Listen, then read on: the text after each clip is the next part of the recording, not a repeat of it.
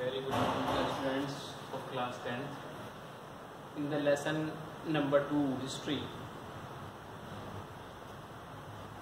the important topic from the board point of view is Rowlatt Act. बेटा history के lesson 2 के अंदर nationalism in India में हमने अब तक कई टॉपिक डिस्कस किए हैं। उन सब टॉपिक्स में से अब जो एक फ्रेश टॉपिक हम डिस्कस करने जा रहे हैं वो है रोलेट एक्ट। इस टॉपिक को बोर्ड के पॉइंट ऑफ व्यू से सभी फैकल्टीज ने बहुत इम्पोर्टेंट माना है कि जब बोर्ड के पेपर सेटर्स क्वेश्चंस का या टॉपिक्स का सिलेक्शन करते हैं उसके अंदर इस टॉपिक को भी ऐड किया जाता है। इसलिए इस टॉपिक को पढ़ना और टॉपिक के साथ साथ सबसे ज़्यादा ज़रूरी है।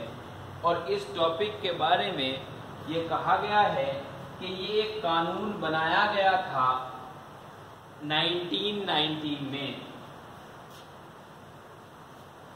1919 के अंदर एक कानून बनाया गया जो कानून इंपीरियल लेजिस्लेटिव काउंसिल के थ्रू बनाया गया और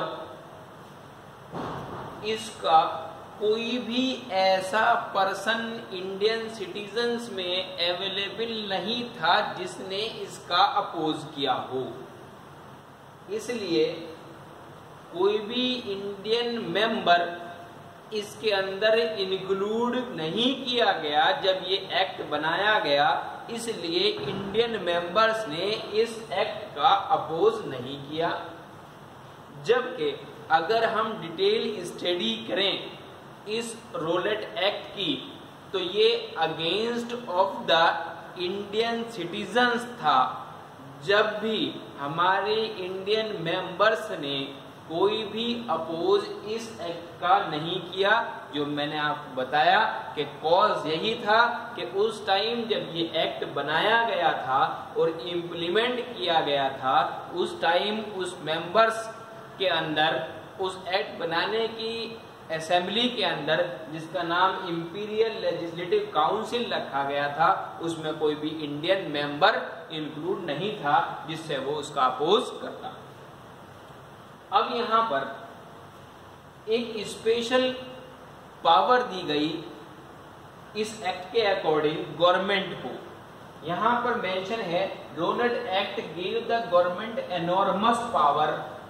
यहाँ पर एक वर्ड यूज किया गया, ये वर्ड अकेला यूज भी किया जाता था पावर, लेकिन इसके साथ एक वर्ड अटैच किया गया वो था एनॉर्मस पावर। इस के अंदर हमें ये देखना है कि पावर तो अनलिमिटेड है, लेकिन यहाँ पर जो वर्ड यूज किया गया है एनॉर्मस पावर, वो एनॉर्मस पावर क्या है? तो उसने यहाँ पे क्या कहा है कि Rowlatt Act give the government enormous power to repress political activities. यहाँ पर एक चीज डिसाइड की गई कि वो सारी पावर्स जो पॉलिटिकल एक्टिविटीज को होल्ड करने का काम करती है वो सारी पावर इस एक्ट के अकॉर्डिंग गवर्नमेंट को दे दी गई। इसलिए यहाँ पर एनॉर्मस वर्ड का यूज किया गया। It means government is ready to take the decision according to the Rowlatt Act with the political activities. According to this act, the political prisoners could be detained in prison for 2 years without any trial. अब यहाँ question arise हुआ कि इस roulette act के according जब government को enormous power provide कर दी गई तो और इंडियन मेंबर को भी इंक्लूड नहीं किया गया उस टाइम जब रोलेट एक्ट बनाया गया, तो ऐसा क्या हिडन पार्ट था कि जिसके अंदर इंडियन मेंबर को इस काउंसिल के अंदर इन्वॉल्व नहीं किया गया। तो ऑटोमेटिकली ये डायरेक्टली भी इस बात को डायरेक्ट करता है और इनडायरेक्टली भी इस बात को डायरेक्ट करता है कि ये जो रोलेट एक्ट बनाया गया इसको इम्प्लीमेंट किया गया, ये जनरल सेंस के अंदर it is against of the Indian citizens था। अगर ये इंडियन सिटीजन्स के अगेंस्ट ना होता तो इस काउंसिल के अंदर, इंपीरियल लेजिस्लेटिव काउंसिल के अंदर एक मेंबर ही कम से कम क्यों ना होता, वो इंडियन मेंबर जरूर होता।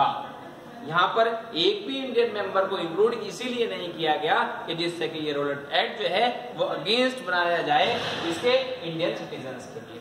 और उसके अंदर देखिए एक चीज और रखी है उन्होंने कि ये पॉलिटिकल पार्ट पर ये रखा है कि अगर गवर्नमेंट को ये लगता है कि कोई भी एक ऐसा इंडियन एक्टिविस्ट कोई भी हमारी बात को नहीं मानता तो आप उसे to be detain in the prison, jail में डाल सकते हैं फॉर 2 years, 2 साल के लिए, विदाउट एनी ट्रायल, बिना किसी ट्रायल के। यानी कि उसके अंदर उसका कॉज पता करना कि उसको क्यों जेल के अंदर डाला जा रहा है, उससे क्या इंक्वायरी की जा रही है, कितने टाइम के लिए की जाएगी, इसके लिए पहले से कोई अनाउंसमेंट, कोई एक नाम नहीं दिया गया। केवल ये डिसाइड करके बताया गया कि this act is only for the political prisoners could be detained in the prison, जेलों में डालने के लिए बनाया गया for 2 years without any trial, कम से कम 2 साल के लिए।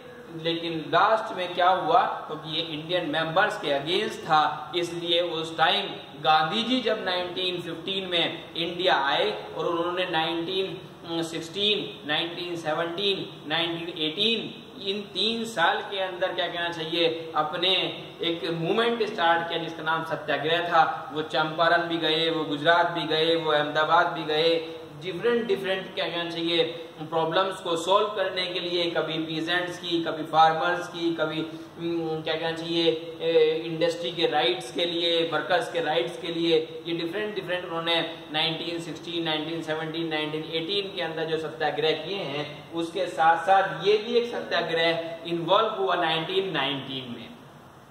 तो ये एक सत्याग्रह क्या था कि गांधी जी ने, क्योंकि ये इंडियन मेंबर्स के अगेंस्ट था, उनको बिना किसी इंक्वायरी के, बिना किसी इंफॉर्मेशन दिए, बिना किसी कारण के उन्हें उठाकर जेलों में डाल दिया जाया करता था और उनसे इंक्वायरी डिफरेंट सेक्शंस में की जाया करती थी, डिफरेंट टॉपिक्स पे की जाया करती थी, और ये एक अत्याचार था। इसके लिए जो है कोई भी बेल भी नहीं थी। तो गांधी जी ने डिसाइड किया 1919 के अंदर कि ये भी एक पार्ट एक सत्याग्रह का होना चाहिए, और Gandhi ji decided to try to oppose it with the satyagraha. और गांधी जी ने भी इस रोलेट एक्ट के अगेंस्ट जो है अपना सत्याग्रह का आंदोलन और स्टार्ट किया 1919 के अंदर। और उन्होंने इस बात की कोशिश की कि ऐसा ना हो कि जो इंडियन मेंबर्स जो हैं, जो इंडियन सिटीजन्स हैं, उनके अगेंस्ट ये एक्ट जो है वो पास हो जाए और ये इम्प्लीमेंट भी हो जाए। जब ऐसा होना स्टार्ट हो गया तो गांधी जी ने इसी टॉपिक को सत्याग्रह के अंदर इंक्लूड किया कि इंडियन सिटीजन्स को इस काबिल बनाया जाए कि वो इस एक्ट का, रोलेट एक्ट का जो है वो अपोज करें। तो यहाँ पर ये इम्पोर्टेंट पार्ट है बहुत, 1 मार्क्स, 3 मार्क्स, 4 मार्क्स के पॉइंट ऑफ व्यू से ये टॉपिक जो मैंने आपके सामने डिस्कस किया है रोलेट एक्ट, ये बहुत इंपॉर्टेंट है। इसलिए आप इसके अंदर कोई क्वेरी हो, कोई क्वेश्चनिंग आपको करनी हो तो मुझसे आप कर सकते हैं। Thank you.